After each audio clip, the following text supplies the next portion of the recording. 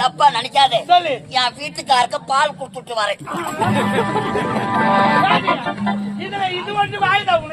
இதுக்குள்ளனா நாயா புடிக்குதா பாரு. இந்த லட்சத்துல வீட்டுக்கார நாவ பார்த்து சூப்பராயா புடுங்குறான். சூப்பர புடுங்குறா இருப்பா. கிடையாது சின்ன வயசுல தான். வீட்டுக்காருக்கு நீ எப்படி பால் கொடுப்ப? குடுக்கணும்னா புடுங்குறான். ஆவின் பால். தப்பா நினைக்காது. என் வீட்டுக்காருக்கு உஷ்ணம், உடம்பு நல்லா இல்லை, சூடாகி விட்டது. அவருக்கு சூத்து மேல பொங்குது. அப்படியே சூடாகி விட்டதே பொங்குது உடம்புதான் சொல்றீங்க. என்ன ஒதிக்காத, அது கத்தி கிடக்குது போற. அது ஒதி எத்தனை மாதம் பாருங்க. உடம்பு நல்லா இல்ல.